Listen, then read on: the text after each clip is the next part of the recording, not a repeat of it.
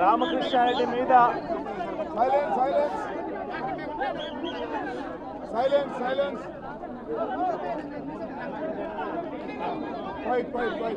ఈరోజు పిన్నెల్లి రామకృష్ణారెడ్డి మీద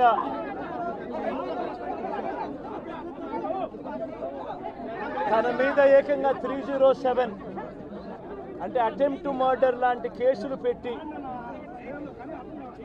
ఏ రకంగా అన్యాయంగా తనను జైల్లో నిర్బంధించడం జరుగుతూ ఉందో కూడా చూస్తూ ఉన్నాం. ఈరోజు రాష్ట్ర వ్యాప్తంగా కూడా ఇదే కార్యక్రమాలు జరుగుతూ ఉన్నాయి. రాష్ట్ర వ్యాప్తంగా కూడా కేవలం తెలుగుదేశం పార్టీకి చంద్రబాబు నాయుడు గారికి ఓటు వేయలేదు అన్న ఒకే ఒక కారణంతో ఏకంగా ఆస్తులను ధ్వంసం చేస్తూ ఉన్నారు, దొంగ కేసులు పెడతా ఉన్నారు. వీళ్ళే కొడతారు, మళ్ళీ వీళ్ళే అటువైపున ఉన్న వారి మీద వాళ్ళు కొట్టారు అని చెప్పి కేసులు పెడతారు. ఇంతటి దారుణంగా ఈరోజు రాష్ట్రంలో పరిపాలన సాగిస్తూ ఉన్నారు. నేను అడుగుతా ఉన్నా, ఇదే గత 5 సంవత్సరాల కాలంలో వైఎస్ఆర్సీపీ పరిపాలనలో ఉండగా, వైఎస్ఆర్సీపీ ప్రభుత్వంలో ఉండగా అప్పుడు జగన్ ఏం చేశాడు? కులం చూడలేదు, మతం చూడలేదు, ప్రాంతం చూడలేదు, చివరికి ఏ పార్టీకి ఓటు వేశారన్నది కూడా చూడకుండా ప్రతి పథకము ప్రతి మనిషి కూడా అర్హత అన్నది మాత్రమే ప్రామాణికంగా తీసుకుని ప్రతి ఇంటికి డోర్ డెలివరీ చేసిన ప్రభుత్వం వైఎస్ఆర్సీపీ ప్రభుత్వందైతే, జగన్మోహన్ రెడ్డి ప్రభుత్వందైతే ఈరోజు కేవలం తెలుగుదేశం పార్టీకి ఓటు వేయలేదని, కేవలం చంద్రబాబు నాయుడు గారికి ఓటు వేయలేదని, కేవలం ఓటు వేయలేదన్న ఒక్క కారణంతో ఆస్తులు ధ్వంసం చేస్తూ ఉన్నారు, మనుషులను కొడతా ఉన్నారు, కొట్టి మరి కేసులు పెడతా ఉన్నారు. ఇంతటి అన్యాయంగా రాష్ట్రాన్ని రావణ కాష్టం చేస్తూ ఉన్నారు. రాజశేఖర రెడ్డి గారి విగ్రహాలను విరగొడతా ఉన్నారు, పగలగొడతా ఉన్నారు.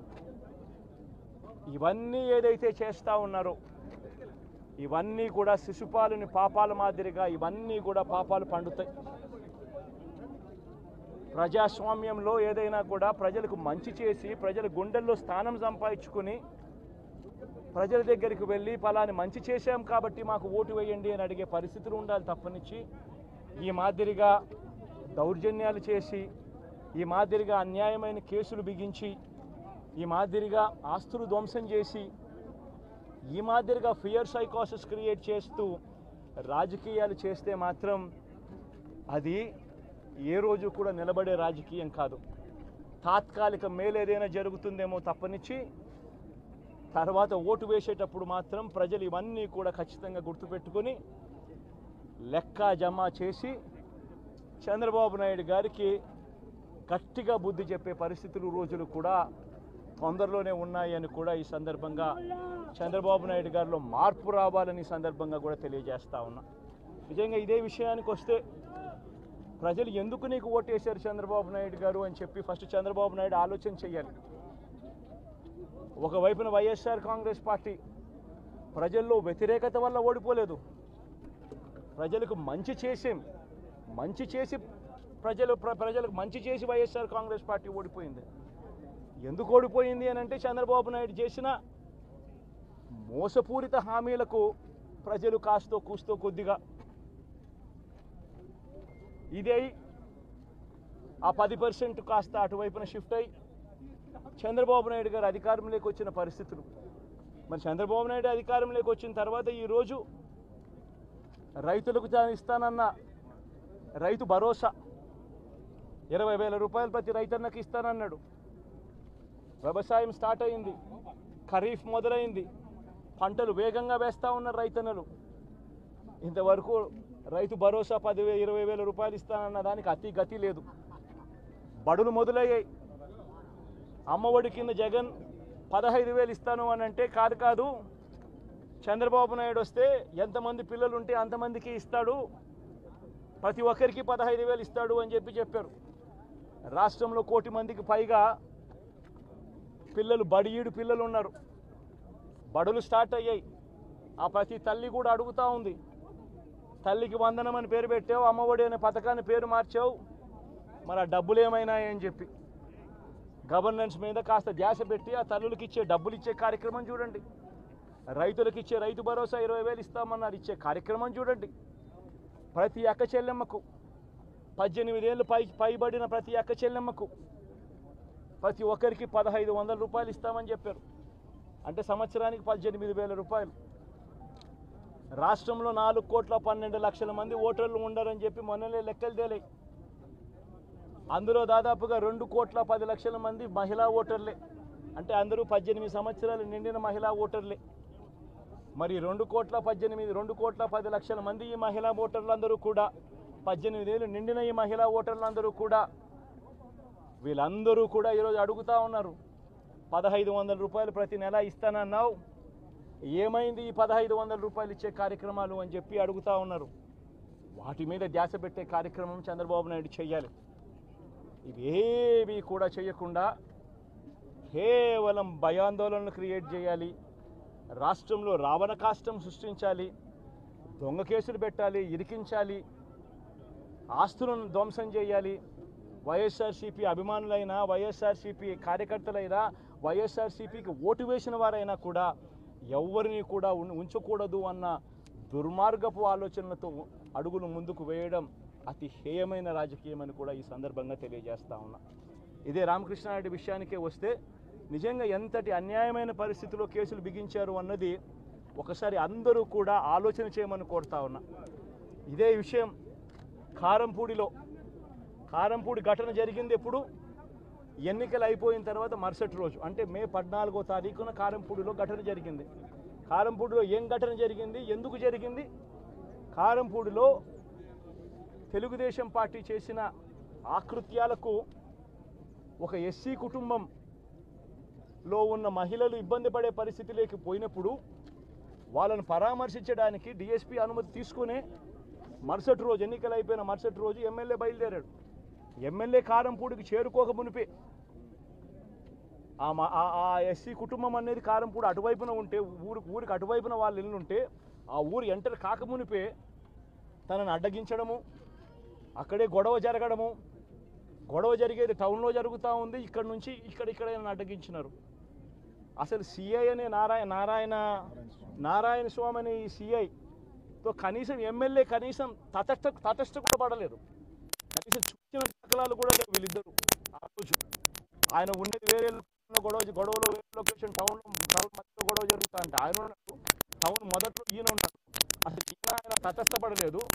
ఆయన మీద ఆ గొడవ జరిగేటప్పుడు రాళ్ళు ఇటువైపు నుంచి అటువైపు నుంచి పడ్డాయి. చిన్న రాయి ఏదో తగ్గించచ్చేమో బహుశా, అని చిన్న రాయి కాబట్టి అసలు ఆయన మరుసటి రోజు ఆయన అదే రోజు మెడికల్ లీగల్ కేసు కూడా పెట్టాల. అంటే ఎంత చిన్న ఘటన అది, జరిగిందో లేదో కూడా తెలియదు. మే 14న జరిగితే 9 రోజుల తర్వాత, అంటే మే 23వ తారీఖున ఆయనకి ఏదో జరిగిందన్నట్టుగా సిఐ హత్యాయతనం కేసు పెట్టడం జరుగుతూ ఉంది రామకృష్ణారెడ్డి. కనీసం సీన్లో కూడా నేను వ్యక్తిని. ఇది అన్యాయం కాదా అని అడుగుతా ఉన్నా. ఇన్సిడెంటే జరిగిందో లేదో కూడా తెలియదు. ఇన్సిడెంట్ నిజంగానే జరిగిందంటే మే 14న జరిగిందంటే మే 15వ తారీఖున మెడికో లీగల్ ఎందుకు పెట్టలేదు? 17వ తారీఖున కేంద్ర ఎన్నికల సంఘం 17వ తారీఖు నుంచి 20వ తారీఖు వరకు పల్నాడు ఏరియాలో ఆ సిట్ బృందం తిరిగి ఇన్సిడెంట్ జరిగిన ప్రతి అంశం మీద రిపోర్ట్ ఇచ్చింది. ఆ రిపోర్ట్ ఇచ్చిన దాంట్లో, ఆ సిట్ ఇచ్చిన రిపోర్ట్లో ఎందుకు రాలేదు? మరి ఈ రకంగా ఒక మనిషిని హత్యాయత్నం కేసు మీద బిగించడం ధర్మమేనా? ఇంకొక కేసు కూడా తన మీద హత్యాయత్నం కేసు పెట్టాడు. మే 13వ తారీఖు ఎన్నికల సమయంలో పాల్వాయి గేట్ అనే పోలింగ్ కేంద్రం దగ్గర తాను వెళ్ళినప్పుడు జరిగిన ఘటన మీద అసలు ఎందుకు ఆ ఘటన జరిగింది? ఏదన్నా కొద్ది గొప్ప కనీసం ఆలోచన చేసే వాళ్ళు ఎవరైనా ఆలోచన చేయాలి కదా. అక్కడ ఉన్న ఎస్సీలను, ఆ గ్రామంలో ఉన్న సామాజిక వర్గం వాళ్ళు గ్రామంలో బూతులు లేకపోయి ఓట్లు వేసే పరిస్థితి లేకుండా ఉన్నప్పుడు అక్కడికి ఆ గ్రామానికి వెళ్ళినప్పుడు ఎమ్మెల్యే ఆ పరిస్థితి చూసి ఎస్పీకి 4 సార్లు 5 సార్లు 10 సార్లు ఫోన్ చేసినా కూడా ఎస్పీ రాని పరిస్థితిలో ఉన్నప్పుడు, కనీసం సిఐని ఎస్ఐని కూడా పంపించిన పరిస్థితిలో ఉన్నప్పుడు, అటువంటి బూత్లో, సెన్సిటివ్ బూత్లో కేవలం ఒకే ఒక్క హోంగార్డును పెట్టి బూతులు నడుపుతూ ఉన్నారు. అటువంటి పరిస్థితుల్లో అన్యాయం జరుగుతూ ఉందని చెప్పడం కోసం, అన్యాయం జరుగుతూ ఉన్న వాళ్ళ పక్షాన్ని నిలబడడం కోసం ఎమ్మెల్యే లోపలికి పోయి ఈవీఎంను పగలగొట్టే కార్యక్రమం జరిగింది. ఎందుకు ఈవీఎంలో నిజంగానే ఎమ్మెల్యేనే రిగ్గింగ్ చేసుకుంటా ఉంటే, ఎమ్మెల్యేకి అక్కడ నిజంగానే ఎమ్మెల్యే పరిస్థితి అంత బాగుండింటే ఎందుకు ఎమ్మెల్యే ఈవీఎం పక్కన కొడతాడు? అక్కడ పరిస్థితి బాగలేదనే కదా, అన్యాయం చేస్తూ ఉన్నారనే కదా. అక్కడికి పోయినప్పుడు అన్యాయం చూశాడు కాబట్టే కదా ఈవీఎం పగలగొట్టాడు. ఆ ఈవీఎం ఏదైతే పగలగొట్టిన కేసులు ఏదవుతుందో తనకు బెయిల్ వచ్చింది. ఈరోజు తాను బెయిల్ అక్కడ లోపల ఉన్నది ఈవీఎం పగలగొట్టిన కేసులో కాదు, తను లోపల ఉన్నది ఈవీఎం పగలగొట్టిన కేసులో. అన్యాయం జరిగింది అని చెప్పి, అన్యాయం జరుగుతూ ఉన్న పరిస్థితిలో ఎమ్మెల్యే అక్కడికి పోయి అడ్డుకునే కార్యక్రమంలో జరిగింది అని చెప్పి కోర్టులు కూడా గుర్తించాయి కాబట్టి తనకు బెయిల్ వచ్చింది. కానీ మళ్ళీ ఆ తర్వాత ఏం జరిగింది? ఆ ఇన్సిడెంట్ జరిగిన 10 రోజుల తర్వాత, ఆ ఇన్సిడెంట్ జరిగిన 10 రోజుల తర్వాత, అంటే మే 23వ తారీఖున ఎమ్మెల్యే అక్కడికి వెళ్ళి హత్యాయత్నం చేశాడట. అదే పోలింగ్ బూత్లో హత్యాయత్నం చేశాడంట. ఎవడన్నా బుద్ధునోడు ఎవడన్నా నమ్మదానికి ఉందయ్యా? ఎవడన్నా ఎమ్మెల్యే అనేవాడు అక్కడికి పోయినప్పుడు వాళ్ళు చేస్తూ ఉన్న రిగ్గింగు, ఎమ్మెల్యే దానికి అడ్డుకునే కార్యక్రమం చేస్తూ ఉంటే ఎమ్మెల్యే అక్కడికి పోయి ఎమ్మెల్యే హత్యాయత్నం చేస్తాడా? చెప్పడానికైనా హద్దు పొద్దు ఉండాలి కదా. 10 రోజుల తర్వాత ఎమ్మెల్యే హత్యాయత్నం చేశాడని చెప్పి కేసు పెడతారు 10 రోజుల తర్వాత. ఇప్పుడు నిజంగానే అటువంటి ఇన్సిడెంట్ జరిగిందంటే సిట్టు 17వ తారీఖు నుంచి, మే 17వ తారీఖు నుంచి 20వ తారీఖు లోపల మధ్యలో ఇచ్చిన రిపోర్ట్లో, ఆ సిట్లో అది చెప్పాలి కదా, ఇట్లా జరిగింది, ఎమ్మెల్యే అనే వ్యక్తి హత్యాయత్నం చేసే కార్యక్రమం చేశాడు అని చెప్పి రావాలి కదా. మరి ఎందుకు సిట్ రిపోర్ట్లో రాలేదు? ఈ రకంగా ఒక మనిషిని కేవలం 4 సార్లు ఎమ్మెల్యే, తాను 2000 కన్సిస్టెంట్గా 4 సార్లు ఎమ్మెల్యే గెలిచాడు. 2009లో గెలిచాడు, 2011లో గెలిచాడు, 2014లో గెలిచాడు, 2019లో గెలిచాడు. ఒక మనిషి కన్సిస్టెంట్గా 4 సార్లు ఎమ్మెల్యేగా గెలుస్తూ వస్తున్నాడు అని అంటే ఆ మనిషి మంచోడు కాబట్టి గెలుస్తూ వచ్చాడు, ఆ మనిషి మంచోడు కాబట్టి ప్రజలు ఆశీర్వదిస్తూ వచ్చారు. అటువంటి వ్యక్తిని తీసుకొని వచ్చి తప్పుడు కేసులలో ఈ మాదిరిగా బిగించడం ఎంత మటుకు ధర్మం? ఈరోజు ఒక్క రామకృష్ణారెడ్డి ఒక్క పరిస్థితే కాదు, రాష్ట్ర వ్యాప్తంగా ప్రతి గ్రామంలోనూ కూడా ఇదే కార్యక్రమాలు జరుగుతూ ఉన్నాయి. ప్రతి ఒక్కరూ కూడా వాళ్ళ స్థాయిలో రెడ్ బుక్స్ అని చెప్పి రెడ్ బుక్లు పెట్టుకొని ఉన్నారు. చంద్రబాబు నాయుడు స్థాయిలో చంద్రబాబు నాయుడు ఒక రెడ్ బుక్, లోకేష్ స్థాయిలో లోకేష్ ఒక రెడ్ బుక్, ఎమ్మెల్యే స్థాయిలో ఎమ్మెల్యే ఒక రెడ్ బుక్, మండల స్థాయిలో మండల నాయకుడు ఒక రెడ్ బుక్, గ్రామ స్థాయిలో గ్రామంలో ఇంకో రెడ్ బుక్, గ్రామ స్థాయిలో ఇంకో నాయకుడు, గ్రామ స్థాయిలో ఇంకో రెడ్ బుక్లలో పెట్టుకొని ఏం చేస్తూ ఉన్నారు? అతి దారుణంగా అన్యాయంగా ఆస్తులు ధ్వంసం చేస్తూ ఉన్నారు. రాష్ట్రం మొత్తం దాన్ని చూస్తూ ఉంది, కానీ ఎవడు మాట్లాడడం లేదు. దొంగ కేసులు పెడతా ఉన్నారు, పోలీసులు ప్రేక్షక పాత్ర పోషిస్తూ ఉన్నారు. దొంగ కేసులు పెడతా ఉన్నారు, వాళ్ళే కొడతారు, మన ఇటువైపున కేసులు పెడతా ఉన్నారు. రాష్ట్రం మొత్తం ఇది చూస్తూ ఉంది. చీని చెట్లు నరికేస్తూ ఉన్నారు, ఆస్తులు ధ్వంసం చేస్తూ ఉన్నారు, కనిపిస్తూ ఉంది. ఎమ్మెల్యేలు ఏకంగా జేసీబీల మీద, పొక్లేన్ల మీద ఎమ్మెల్యేలు స్వయంగా తీసేసి ఏకంగా పోయి బిల్డింగులు పగలగొట్టే కార్యక్రమాలు చేస్తూ ఉన్నారు.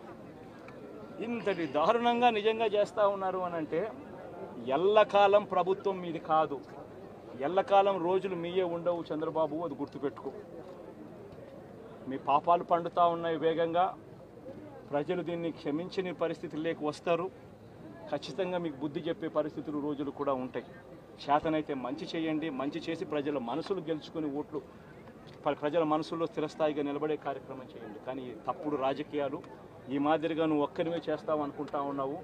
ఇదే మాదిరిగా కొనసాగితే రాష్ట్రంలో ఒక తప్పుడు సాంప్రదాయానికి నువ్వు నాంది పలుకుతా ఉన్నావు.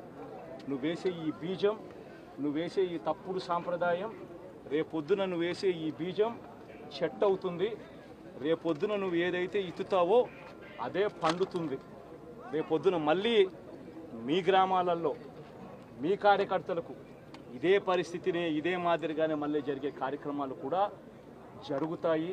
అటువంటి తప్పుడు సాంప్రదాయాలు దయచేసి ఇప్పటికన్నా ఆపండి. నాయకులుగా ఉన్న మనలాంటి వాళ్ళం ఇలాంటివి ప్రోత్సహించకూడదు. ఇలాంటివి ఎవరు తప్పు చేసినా తప్పు అని చెప్పే కార్యక్రమం నాయకులుగా మనం చెయ్యాలి. కానీ దగ్గరుండి ఈ మాదిరిగా ప్రోత్సహించడం అతి దుర్మార్గమైన కార్యక్రమం. దయచేసి దీనికి ఫుల్ స్టాప్ పెట్టే కార్యక్రమం ఖచ్చితంగా చెయ్యండి చంద్రబాబు అని చెప్పి సందర్భంగా మరొక్కసారి చంద్రబాబును ఈసారి హెచ్చరిస్తున్నామని కూడా చెప్తా ఉన్నాం. ఈసారి కోరడం లేదు, హెచ్చరిస్తున్నామని కూడా చెప్తా ఉన్నాం. ఇదే మాదిరిగా జరుగుతూ పోతూ ఉంటే మాత్రం ఎవరైనా కూడా ఊరుకునే కార్యక్రమం జరగదు. రియాక్షన్ అనేది ఖచ్చితంగా ఉంటుందని కూడా చంద్రబాబు నాయుడు సందర్భంగా గట్టిగా చెప్తారు. నెల రోజులైంది, చాలా మంది కార్యకర్తలు కూడా ఇబ్బంది పడిన పరిస్థితి. కార్యకర్తలను వదిలేసి ఈ రోజు భారత రాజ్యాంగ వ్యవస్థని నిర్వీర్యం చేసే విధంగా ఎన్నిక సార్ ఎక్కువ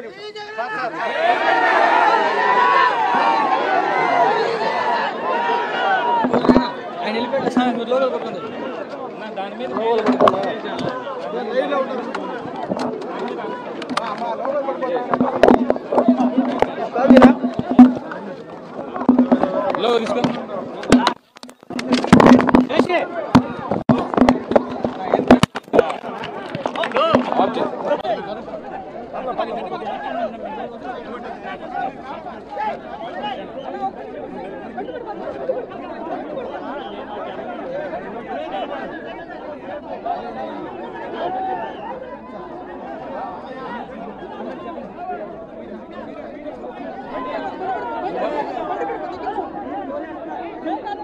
రామకృష్ణారెడ్డి మీద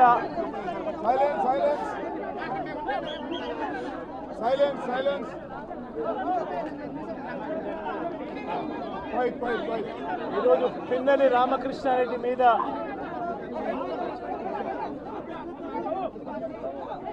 తన మీద ఏకంగా 307 అంటే అటెంప్ట్ టు మర్డర్ లాంటి కేసులు పెట్టి ఏ రకంగా అన్యాయంగా తనను జైల్లో నిర్బంధించడం జరుగుతూ ఉందో కూడా చూస్తూ ఉన్నాం. ఈరోజు రాష్ట్ర వ్యాప్తంగా కూడా ఇదే కార్యక్రమాలు జరుగుతూ ఉన్నాయి. రాష్ట్ర వ్యాప్తంగా కూడా కేవలం తెలుగుదేశం పార్టీకి చంద్రబాబు నాయుడు గారికి ఓటు వేయలేదు అన్న ఒకే ఒక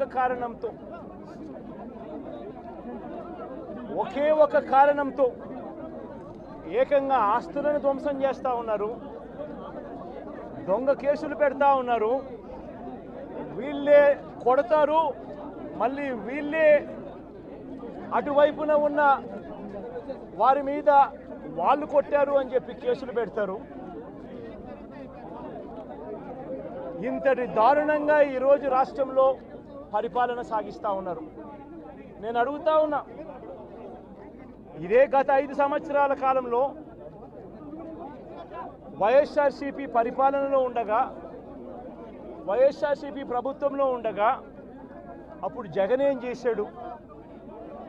కులం చూడలేదు, మతం చూడలేదు, ప్రాంతం చూడలేదు, చివరికి ఏ పార్టీకి ఓటు వేశారన్నది కూడా చూడకుండా ప్రతి పథకము ప్రతి మనిషి కూడా అర్హత అన్నది మాత్రమే ప్రామాణికంగా తీసుకుని ప్రతి ఇంటికి డోర్ డెలివరీ చేసిన ప్రభుత్వం వైఎస్ఆర్సీపీ ప్రభుత్వందైతే, జగన్మోహన్ రెడ్డి ప్రభుత్వందైతే ఈరోజు కేవలం తెలుగుదేశం పార్టీకి ఓటు వేయలేదని, కేవలం చంద్రబాబు నాయుడు గారికి ఓటు వేయలేదని, కేవలం ఓటు వేయలేదన్న ఒక్క కారణంతో ఆస్తులు ధ్వంసం చేస్తూ ఉన్నారు, మనుషులను కొడతా ఉన్నారు, కొట్టి మరి కేసులు పెడతా ఉన్నారు. ఇంతటి అన్యాయంగా రాష్ట్రాన్ని రావణ కాష్టం చేస్తూ ఉన్నారు. రాజశేఖర రెడ్డి గారి విగ్రహాలను విరగొడతా ఉన్నారు, పగలగొడతా ఉన్నారు. ఇవన్నీ ఏదైతే చేస్తూ ఉన్నారో ఇవన్నీ కూడా శిశుపాలుని పాపాల మాదిరిగా ఇవన్నీ కూడా పాపాలు పండుతాయి. ప్రజాస్వామ్యంలో ఏదైనా కూడా ప్రజలకు మంచి చేసి ప్రజల గుండెల్లో స్థానం సంపాదించుకుని ప్రజల దగ్గరికి వెళ్ళి ఫలాని మంచి చేశాం కాబట్టి మాకు ఓటు వేయండి అని అడిగే పరిస్థితులు ఉండాలి తప్పనిచ్చి ఈ మాదిరిగా దౌర్జన్యాలు చేసి ఈ మాదిరిగా అన్యాయమైన కేసులు బిగించి ఈ మాదిరిగా ఆస్తులు ధ్వంసం చేసి ఈ మాదిరిగా ఫియర్ సైకోసిస్ క్రియేట్ చేస్తూ రాజకీయాలు చేస్తే మాత్రం అది ఏ రోజు కూడా నిలబడే రాజకీయం కాదు. తాత్కాలిక మేలేదైనా జరుగుతుందేమో తప్పనిచ్చి తర్వాత ఓటు వేసేటప్పుడు మాత్రం ప్రజలు ఇవన్నీ కూడా ఖచ్చితంగా గుర్తుపెట్టుకొని లెక్క జమ చేసి చంద్రబాబు నాయుడు గారికి గట్టిగా బుద్ధి చెప్పే పరిస్థితులు రోజులు కూడా తొందరలోనే ఉన్నాయని కూడా ఈ సందర్భంగా చంద్రబాబు నాయుడు గారిలో మార్పు రావాలని సందర్భంగా కూడా తెలియజేస్తా ఉన్నా.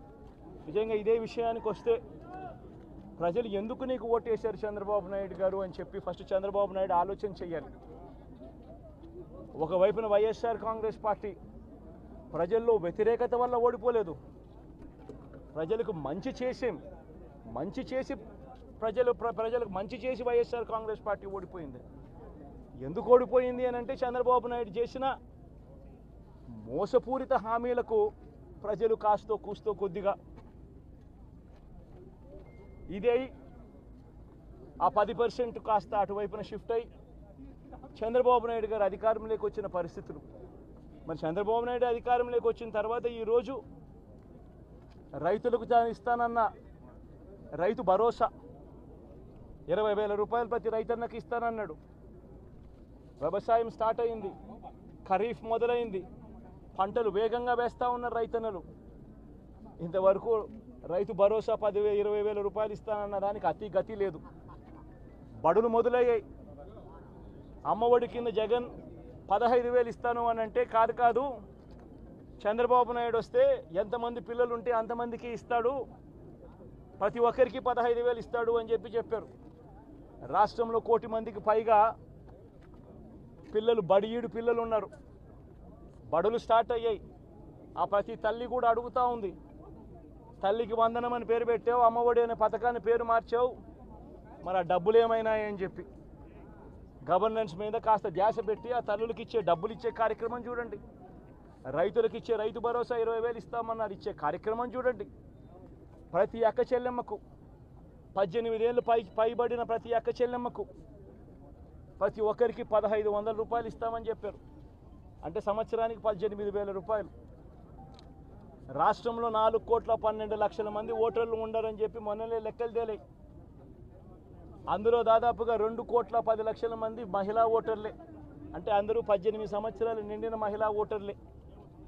మరి 2,10,00,000 మంది ఈ మహిళా ఓటర్లందరూ కూడా 18 ఏళ్ళు నిండిన ఈ మహిళా ఓటర్లందరూ కూడా వీళ్ళందరూ కూడా ఈరోజు అడుగుతూ ఉన్నారు, 1,500 రూపాయలు ప్రతి నెల ఇస్తానన్నావు, ఏమైంది ఈ 1,500 రూపాయలు ఇచ్చే కార్యక్రమాలు అని చెప్పి అడుగుతూ ఉన్నారు. వాటి మీద ధ్యాస పెట్టే కార్యక్రమం చంద్రబాబు నాయుడు చేయాలి. ఇవేవి కూడా చేయకుండా కేవలం భయాందోళనలు క్రియేట్ చేయాలి, రాష్ట్రంలో రావణ కాష్టం సృష్టించాలి, దొంగ కేసులు పెట్టాలి, ఇరికించాలి, ఆస్తులను ధ్వంసం చేయాలి. వైఎస్ఆర్సీపీ అభిమానులైనా, వైఎస్ఆర్సీపీ కార్యకర్తలైనా, వైఎస్ఆర్సీపీకి ఓటు వేసిన వారైనా కూడా ఎవరిని కూడా ఉంచకూడదు అన్న దుర్మార్గపు ఆలోచనలతో అడుగులు ముందుకు వేయడం అతి హేయమైన రాజకీయం అని కూడా ఈ సందర్భంగా తెలియజేస్తా ఉన్నా. ఇదే రామకృష్ణారెడ్డి విషయానికే వస్తే నిజంగా ఎంతటి అన్యాయమైన పరిస్థితిలో కేసులు బిగించారు అన్నది ఒకసారి అందరూ కూడా ఆలోచన చేయమని కోరుతా ఉన్నా. ఇదే విషయం కారంపూడి ఘటన జరిగింది ఎప్పుడు? ఎన్నికలు అయిపోయిన తర్వాత మరుసటి రోజు, అంటే మే 14వ తారీఖున కారంపూడిలో ఘటన జరిగింది. కారంపూడిలో ఏం ఘటన జరిగింది, ఎందుకు జరిగింది? కారంపూడిలో తెలుగుదేశం పార్టీ చేసిన ఆకృత్యాలకు ఒక ఎస్సీ కుటుంబంలో ఉన్న మహిళలు ఇబ్బంది పడే పరిస్థితిలోకి పోయినప్పుడు వాళ్ళను పరామర్శించడానికి డిఎస్పీ అనుమతి తీసుకునే మరుసటి రోజు, ఎన్నికలు అయిపోయిన మరుసటి రోజు ఎమ్మెల్యే బయలుదేరాడు. ఎమ్మెల్యే కారంపూడికి చేరుకోక మునిపే ఆ ఎస్సీ కుటుంబం అనేది కారంపూడి అటువైపున ఉంటే, ఊరికి అటువైపున వాళ్ళ ఇల్లు ఉంటే ఆ ఊరు ఎంటర్ కాకమునిపే తనను అడ్డగించడము, అక్కడే గొడవ జరగడము, గొడవ జరిగేది టౌన్లో జరుగుతూ ఉంది, ఇక్కడ నుంచి ఇక్కడ అడ్డగించినారు. అసలు సిఐ అనే నారాయణ స్వామి అనే ఈ సిఐతో కనీసం ఎమ్మెల్యే కనీసం తటస్థ కూడా పడలేదు, కనీసం చూసిన దాఖలాలు కూడా లేవు వీళ్ళిద్దరు. రోజు ఆయన ఉన్నది వేరే గొడవలో వేరే లొకేషన్ టౌన్ మధ్యలో గొడవ జరుగుతా అంటే ఆయన ఉన్నాడు, టౌన్ మొదట్లో ఈయన ఉన్నాడు. అసలు ఈయన ఆయన తటస్థపడలేదు. ఆయన మీద ఆ గొడవ జరిగేటప్పుడు రాళ్ళు ఇటువైపు నుంచి అటువైపు నుంచి పడ్డాయి. చిన్న రాయి ఏదో తగ్గించచ్చేమో బహుశా, అని చిన్న రాయి కాబట్టి అసలు ఆయన మరుసటి రోజు ఆయన అదే రోజు మెడికో లీగల్ కేసు కూడా పెట్టాల. అంటే ఎంత చిన్న ఘటన అది, జరిగిందో లేదో కూడా తెలియదు. మే 14 జరిగితే 9 రోజుల తర్వాత అంటే మే 23వ తారీఖున ఆయనకి ఏదో జరిగిందన్నట్టుగా సిఐ హత్యాయతనం కేసు పెట్టడం జరుగుతూ ఉంది రామకృష్ణ నాయుడు. కనీసం సీన్లో కూడా నేను పెట్టింది. ఇది అన్యాయం కాదని అడుగుతా ఉన్నా. ఇన్సిడెంటే జరిగిందో లేదో కూడా తెలియదు. మీరు ఇన్సిడెంట్ నిజంగానే జరిగిందంటే మే 14 జరిగిందంటే మే 15వ తారీఖున మెడికో లీగల్ ఎందుకు పెట్టలేదు? 17వ తారీఖున కేంద్ర ఎన్నికల సంఘం 17వ తారీఖు నుంచి 20వ తారీఖు వరకు పల్నాడు ఏరియాలో ఆ సిట్ బృందం తిరిగి ఇన్సిడెంట్ జరిగిన ప్రతి అంశం మీద రిపోర్ట్ ఇచ్చింది. ఆ రిపోర్ట్ ఇచ్చిన దాంట్లో, ఆ సిట్ ఇచ్చిన రిపోర్ట్లో ఎందుకు రాలేదు? మరి ఈ రకంగా ఒక మనిషిని హత్యాయత్నం కేసు మీద బిగించడం ధర్మమేనా? ఇంకొక కేసు కూడా తన మీద హత్యాయత్నం కేసు పెట్టాడు. మే 13వ తారీఖు ఎన్నికల సమయంలో పాల్వాయి గేట్ అనే పోలింగ్ కేంద్రం దగ్గర తాను వెళ్ళినప్పుడు జరిగిన ఘటన మీద అసలు ఎందుకు ఆ ఘటన జరిగింది? ఏదన్నా కొద్ది గొప్ప కనీసం ఆలోచన చేసే వాళ్ళు ఎవరైనా ఆలోచన చేయాలి కదా.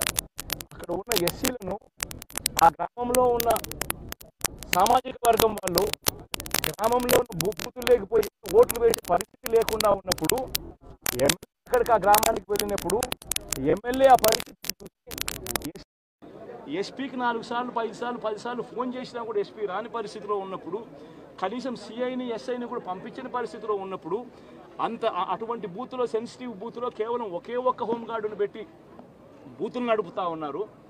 అటువంటి పరిస్థితిలో అన్యాయం జరుగుతూ ఉందని చెప్పడం కోసం, అన్యాయం జరుగుతూ ఉన్న వాళ్ళ పక్షాన్ని నిలబడడం కోసం ఎమ్మెల్యే లోపలికి పోయి ఈవీఎంను పగలగొట్టే కార్యక్రమం జరిగింది. ఎందుకు ఈవీఎంలో నిజంగానే ఎమ్మెల్యేనే రిగ్గింగ్ చేసుకుంటా ఉంటే, ఎమ్మెల్యేకి అక్కడ నిజంగానే ఎమ్మెల్యే పరిస్థితి అంత బాగుండింటే ఎందుకు ఎమ్మెల్యే ఈవీఎం పగలగొడతాడు? అక్కడ పరిస్థితి బాగలేదనే కదా, అన్యాయం చేస్తూ ఉన్నారనే కదా. అక్కడికి పోయినప్పుడు అన్యాయం చూశాడు కాబట్టే కదా ఈవీఎం పగలగొట్టాడు. ఆ ఈవీఎం ఏదైతే పగలగొట్టిన కేసులు ఏదవుతుందో తనకు బెయిల్ వచ్చింది. ఈరోజు తాను బెయిల్ అక్కడ లోపల ఉన్నది ఈవీఎం పగలగొట్టిన కేసులో కాదు, తను లోపల ఉన్నది ఈవీఎం పగలగొట్టిన కేసులో. అన్యాయం జరిగింది అని చెప్పి, అన్యాయం జరుగుతూ ఉన్న పరిస్థితిలో ఎమ్మెల్యే అక్కడికి పోయి అడ్డుకునే కార్యక్రమంలో జరిగింది అని చెప్పి కోర్టులు కూడా గుర్తించాయి కాబట్టి తనకు బెయిల్ వచ్చింది. కానీ మళ్ళీ ఆ తర్వాత ఏం జరిగింది? ఆ ఇన్సిడెంట్ జరిగిన 10 రోజుల తర్వాత, ఆ ఇన్సిడెంట్ జరిగిన 10 రోజుల తర్వాత అంటే మే 23వ తారీఖున ఎమ్మెల్యే అక్కడికి వెళ్ళి హత్యాయత్నం చేశాడట. అదే పోలింగ్ బూత్లో హత్యాయత్నం చేసినాడంటే ఎవడన్నా బుద్ధునోడు ఎవడన్నా నమ్మదానికి ఉందయ్యా? ఎవడన్నా ఎమ్మెల్యే అనేవాడు అక్కడికి పోయినప్పుడు వాళ్ళు చేస్తూ ఉన్న రిగ్గింగు, ఎమ్మెల్యే దానికి అడ్డుకునే కార్యక్రమం చేస్తూ ఉంటే ఎమ్మెల్యే అక్కడికి పోయి ఎమ్మెల్యే హత్యాయత్నం చేస్తాడా? చెప్పడానికైనా హద్దు పొద్దు ఉండాలి కదా. 10 రోజుల తర్వాత ఎమ్మెల్యే హత్యాయత్నం చేశాడని చెప్పి కేసు పెడతారు 10 రోజుల తర్వాత. ఇప్పుడు నిజంగానే అటువంటి ఇన్సిడెంట్ జరిగిందంటే సిట్టు 17వ తారీఖు నుంచి మే 17వ తారీఖు నుంచి 20వ తారీఖు లోపల మధ్యలో ఇచ్చిన రిపోర్ట్లో, ఆ సిట్లో అది చెప్పాలి కదా, ఇట్లా జరిగింది, ఎమ్మెల్యే అనే వ్యక్తి హత్యాయత్నం చేసే కార్యక్రమం చేశాడు అని చెప్పి రావాలి కదా. మరి ఎందుకు సిట్ రిపోర్ట్లో రాలేదు? ఈ రకంగా ఒక మనిషిని కేవలం 4 సార్లు ఎమ్మెల్యే, తాను 2000 కన్సిస్టెంట్గా 4 సార్లు ఎమ్మెల్యే గెలిచాడు. 2009లో గెలిచాడు, 2011లో గెలిచాడు, 2014లో గెలిచాడు, 2019లో గెలిచాడు. ఒక మనిషి కన్సిస్టెంట్గా 4 సార్లు ఎమ్మెల్యేగా గెలుస్తూ వస్తున్నాడు అని అంటే ఆ మనిషి మంచోడు కాబట్టి గెలుస్తూ వచ్చాడు, ఆ మనిషి మంచోడు కాబట్టి ప్రజలు ఆశీర్వదిస్తూ వచ్చారు. అటువంటి వ్యక్తిని తీసుకొని వచ్చి తప్పుడు కేసులలో ఈ మాదిరిగా బిగించడం ఎంత మటుకు ధర్మం? ఈరోజు ఒక్క రామకృష్ణ నాయుడు ఒక్క పరిస్థితే కాదు, రాష్ట్ర వ్యాప్తంగా ప్రతి గ్రామంలోనూ కూడా ఇదే కార్యక్రమాలు జరుగుతూ ఉన్నాయి. ప్రతి ఒక్కరూ కూడా వాళ్ళ స్థాయిలో రెడ్ బుక్స్ అని చెప్పి రెడ్ బుక్లు పెట్టుకొని ఉన్నారు. చంద్రబాబు నాయుడు స్థాయిలో చంద్రబాబు నాయుడు ఒక రెడ్ బుక్, లోకేష్ స్థాయిలో లోకేష్ ఒక రెడ్ బుక్, ఎమ్మెల్యే స్థాయిలో ఎమ్మెల్యే ఒక రెడ్ బుక్, మండల స్థాయిలో మండల నాయకుడు రెడ్ బుక్, గ్రామ స్థాయిలో గ్రామంలో ఇంకో రెడ్ బుక్, గ్రామ స్థాయిలో ఇంకో నాయకుడు, గ్రామ స్థాయిలో ఇంకో రెడ్ బుక్లలో పెట్టుకొని ఏం చేస్తూ ఉన్నారు? అతి దారుణంగా అన్యాయంగా ఆస్తులు ధ్వంసం చేస్తూ ఉన్నారు. రాష్ట్రం మొత్తం దాన్ని చూస్తూ ఉంది, కానీ ఎవడు మాట్లాడడం లేదు. దొంగ కేసులు పెడతా ఉన్నారు, పోలీసులు ప్రేక్షక పాత్ర పోషిస్తూ ఉన్నారు. దొంగ కేసులు పెడతా ఉన్నారు, వాళ్ళే కొడతారు, మన ఇటువైపున కేసులు పెడతా ఉన్నారు. రాష్ట్రం మొత్తం ఇది చూస్తూ ఉంది. చీని చెట్లు నరికేస్తూ ఉన్నారు, ఆస్తులు ధ్వంసం చేస్తూ ఉన్నారు, కనిపిస్తూ ఉంది. ఎమ్మెల్యేలు ఏకంగా జేసీబీల మీద పొక్లేన్ల మీద ఎమ్మెల్యేలు స్వయంగా తీసేసి ఏకంగా పోయి బిల్డింగులు పగలగొట్టే కార్యక్రమాలు చేస్తూ ఉన్నారు. ఇంతటి దారుణంగా నిజంగా చేస్తూ ఉన్నారు అని అంటే ఎల్లకాలం ప్రభుత్వం మీది కాదు, ఎల్లకాలం రోజులు మీయే ఉండవు చంద్రబాబు, అది గుర్తుపెట్టుకో. మీ పాపాలు పండుతూ ఉన్నాయి వేగంగా. ప్రజలు దీన్ని క్షమించని పరిస్థితుల్లోకి వస్తారు. ఖచ్చితంగా మీకు బుద్ధి చెప్పే పరిస్థితులు రోజులు కూడా ఉంటాయి. చేతనైతే మంచి చేయండి, మంచి చేసి ప్రజల మనసులు గెలుచుకుని ఓట్లు ప్రజల మనసుల్లో స్థిరస్థాయిగా నిలబడే కార్యక్రమం చేయండి. కానీ తప్పుడు రాజకీయాలు ఈ మాదిరిగా నువ్వు ఒక్కరివే చేస్తావు అనుకుంటా ఉన్నావు. ఇదే మాదిరిగా కొనసాగితే రాష్ట్రంలో ఒక తప్పుడు సాంప్రదాయానికి నువ్వు నాంది పలుకుతా ఉన్నావు. నువ్వు వేసే ఈ బీజం, నువ్వు వేసే ఈ తప్పుడు సాంప్రదాయం, రేపొద్దున నువ్వు వేసే ఈ బీజం చెట్టు అవుతుంది. రేపొద్దున నువ్వు ఏదైతే ఇత్తుతావో అదే పండుతుంది. రేపొద్దున మళ్ళీ మీ గ్రామాలలో మీ కార్యకర్తలకు ఇదే పరిస్థితిని ఇదే మాదిరిగానే మళ్ళీ జరిగే కార్యక్రమాలు కూడా జరుగుతాయి. అటువంటి తప్పుడు సాంప్రదాయాలు దయచేసి ఇప్పటికన్నా ఆపండి. నాయకులుగా ఉన్న మనలాంటి వాళ్ళం ఇలాంటివి ప్రోత్సహించకూడదు. ఇలాంటివి ఎవరు తప్పు చేసినా తప్పు అని చెప్పే కార్యక్రమం నాయకులుగా మనం చెయ్యాలి. కానీ దగ్గరుండి ఈ మాదిరిగా ప్రోత్సహించడం అతి దుర్మార్గమైన కార్యక్రమం. దయచేసి దీనికి ఫుల్ స్టాప్ పెట్టే కార్యక్రమం ఖచ్చితంగా చెయ్యండి చంద్రబాబు అని చెప్పి సందర్భంగా మరొక్కసారి చంద్రబాబును ఈసారి హెచ్చరిస్తున్నామని కూడా చెప్తా ఉన్నాం. ఈసారి కోరడం లేదు, హెచ్చరిస్తున్నామని కూడా చెప్తా ఉన్నాం. ఇదే మాదిరిగా జరుగుతూ పోతూ ఉంటే మాత్రం ఎవరైనా కూడా ఊరుకునే కార్యక్రమం జరగదు. రియాక్షన్ అనేది ఖచ్చితంగా ఉంటుందని కూడా చంద్రబాబు నాయుడు సందర్భంగా గట్టిగా చెప్తారు. నెల రోజులైంది, చాలా మంది కార్యకర్తలు కూడా ఇబ్బంది పడిన పరిస్థితి. కార్యకర్తలను వదిలేసి ఈ రోజు భారత రాజ్యాంగ వ్యవస్థని నిర్వీర్యం చేసే విధంగా ఎన్నిక సార్ ఎక్కువ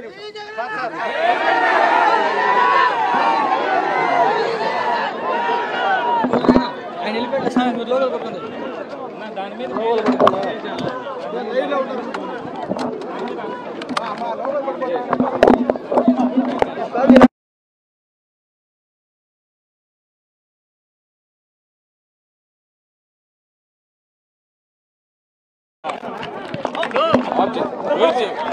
జాగ్రత్త తీసుకో.